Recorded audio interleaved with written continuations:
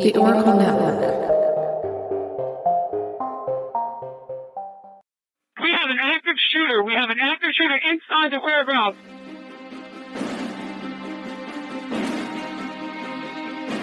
Welcome to Active Shooter, a podcast that covers the whys, the hows, and the aftermath of active shooter and mass casualty events. They have an active shooter in the building. A second call says they are being attacked. I've been shot. 16910 means we got shots fired. 4:15 ASF. Route 291 sounded like an automatic firearm.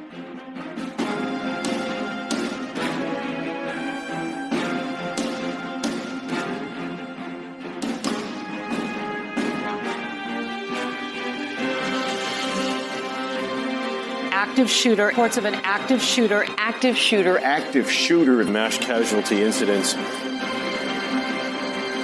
Thank you for listening. You are listening to Active Shooter, a podcast that may contain adult themes, explicit language, and graphic depictions of violence. Portions of this show may be traumatic for those under 18. Listener discretion is advised. Search for answers after that deadly shooting on a college campus. A 22-year-old gunman opening fire in a classroom, killing 2 people, injuring 4 more at the University of North Carolina in Charlotte. The chancellor's there saying it's the worst day in the school's history. Police say the shooter is now in custody. The Active Shooter podcast has covered over 60 shootings, or mass casualty events. Yet the shootings that seem to capture our attention and hearts the most are school shootings. It's a terrifying thought, not feeling safe within the walls of your educational institution. Yet such tragedies have become a part of the fabric of our lives. It's not difficult to understand why there becomes, rightfully so, a ton of media coverage and interest, nearly to the point of obsession. These cases are impossible to fathom, and only more so when they happen in schools and are perpetrated, in many cases, by children. Today's case is yet another school shooting. However, it is the sincerest wish and prayer that our listeners will not hear it as simply another school shooting.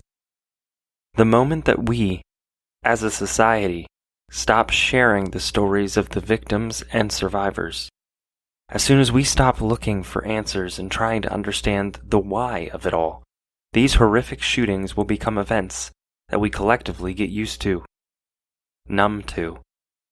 It is for these reasons that we continue to bring you the cases that, while are just stories for you and I, they are life-altering events for those that went through them. The April 30th, 2019 shooting that we are covering today is no less tragic or horrific than any other.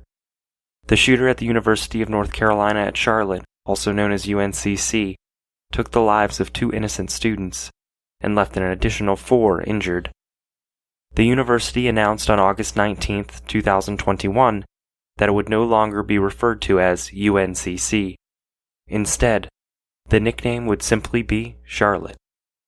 For the purposes of this case, we will continue to use the acronym UNCC.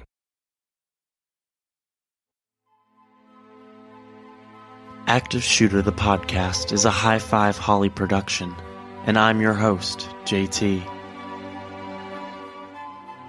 If you've listened to our prior episodes, you know that the Active Shooter podcast team has taken the No Notoriety pledge, and we will not be sharing the real name of the shooters that we cover.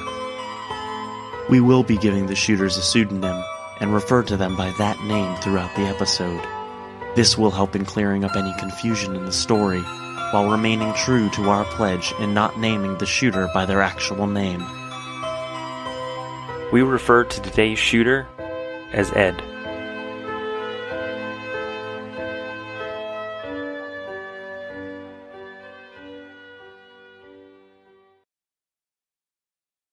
Tuesday, April 30th, 2019 was a sunny spring day in Charlotte, North Carolina. UNCC was holding the last classes of the spring semester that day, with many students departing the campus en masse, heading home until the new semester started. The evening classes were in session at approximately 5:40 p.m. in the Woodford A. Kennedy Building, which was also called the Kennedy Building. And the students inside classroom 236 were giving their final presentations to the Science, Technology, and Society class, which was a liberal studies course. Adam Johnson, the course instructor, was also an anthropology professor. He was known as being extremely laid back and was popular among the students. Insisting he be called by his first name, Adam was able to connect with his pupils, and they deeply respected him. Room 236 was not a typical classroom. Rather, it was a large room with both a front and rear entrance, and was typically described as a, quote, active learning classroom. One wall of the room was windows, looking outside of the building, and the opposite wall was windows, looking into the building. In fact, the entire room consisted of 4 walls of windows, essentially making it a fishbowl. The room was a level floor with 14 separate tables. Each table had 3 laptops, a flat-screen television, and a frosted glass board that could be written on. The first presentation started at 5:33 p.m. and was on static versus dynamic universe. Each presentation was expected to last 10 minutes and should cover a topic of the group's choosing. Meanwhile, Ed was preparing for his big moment. He took the light rail to the campus, where he immediately went into a bathroom to load his 9mm Glock 17 pistol. Once complete, Ed headed toward room 236 and burst inside, raising his weapon. He began to fire, aiming nowhere and shooting at random, everywhere. Ed was dressed in the same uniform so many other shooters donned, all black clothing and glasses, though Ed also wore long black hair. One student initially mistook the gunshot sounds as firecrackers, inexplicably believing it to be part of the presentation. Another student saw the classroom door open. Ed peered into the door, smiled an eerie smile, and started shooting his gun. Probably at least 10, maybe more. It sounded kind of like firecrackers, like bang, bang, bang. 19-year-old Ellis Reed Parlier was one of the first students to be struck by the whizzing bullets. He was killed instantly.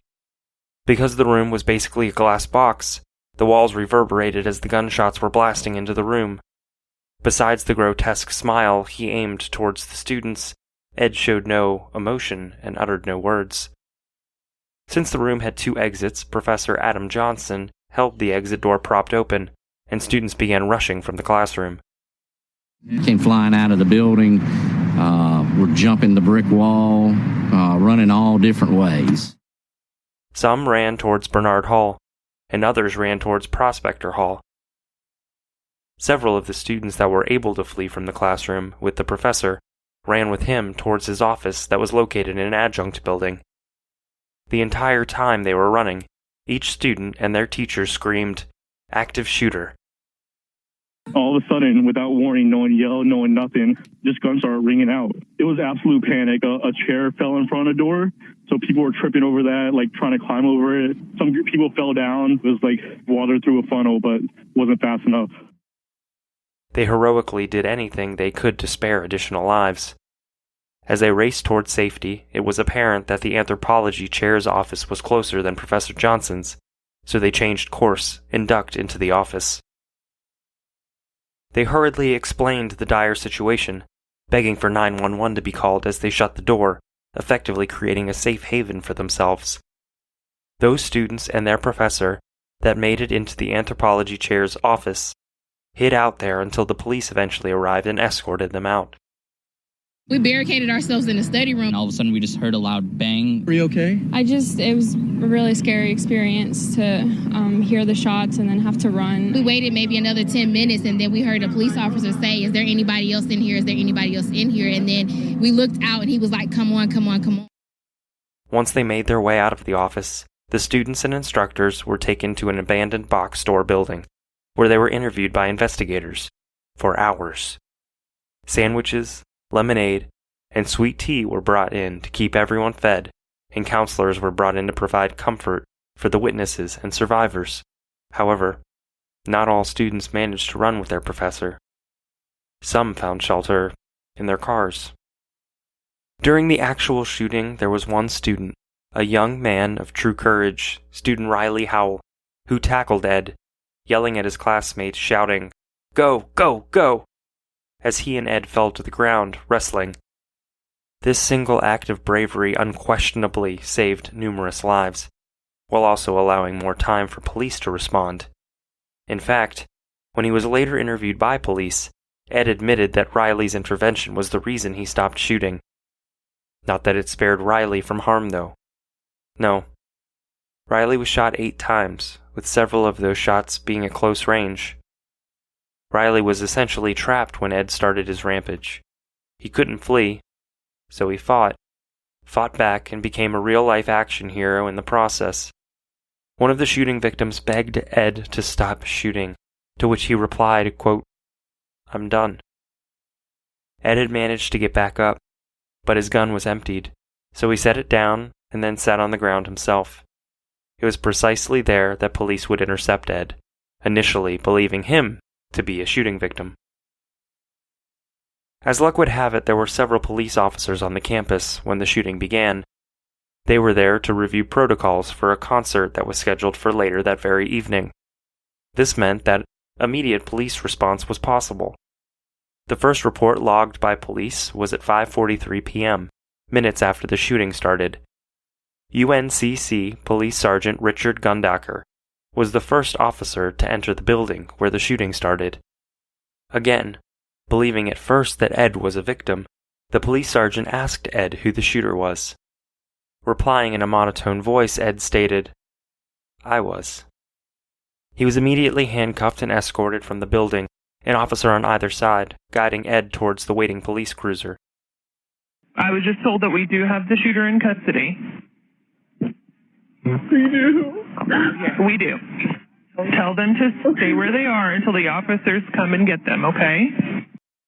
As this was happening, Ed looked back, over his shoulder, and pasted another sick smile on his face, grinning for the cameras that were manned by the media, who had already arrived, hungry for the exclusive story. Sergeant Gundaker recovered the Glock pistol and ammunition magazines that were located in a black leather bag. Also within the bag was an empty 17-round magazine and 17 additional magazines, each one holding 17 live rounds. At 5:45 p.m., a mere 2 minutes after the first 911 call, the Charlotte Fire Department rushed from Station 27 to the scene and instantly began administering aid to the shooting victims. Police and media helicopters flew overhead, trying to understand the chaos below. Bulletins went out to warn citizens to avoid the campus while students and faculty were escorted from the buildings, hands raised above their heads and tears streaming down their faces. A family reunification center was set up at the Harris Teeter in University Center. There were dozens of 911 calls placed during and after the shooting. 48 of the calls were released to the public, though the voices on each call were altered, which seems to be the law in North Carolina. Okay, what's the address? Kennedy. What's the address? Kennedy Hall, UNC Charlotte. There is someone shooting. Okay, where are they? Last time I saw them, they were in Kennedy Hall. I believe they moved to the library. He has a... Sorry, 1 second. Okay, is he, sir, sir, is he probably black, Glock 17 or 34. Sir, is he black, Hispanic, or Asian? I can't tell. I believe he is white. He had brown hair was wearing a black shirt. He ran into the classroom. I was in there. Black shirt, and what was he armed with? Was it a long gun, short gun? It was a pistol, I believe a Glock 17 or 34. I actually got a text message from my partner, who is a faculty member at UNC Charlotte, that he has an active shooter in his classroom. Okay, it's happening in his classroom? Yes. Do you know what building? Do you know what building he's in? Yes. What building? The Kennedy Active Learning Classroom. There's a shooter on UNC Charlotte campus. Can you see him? Yes, we were in the class. It was in Kennedy building.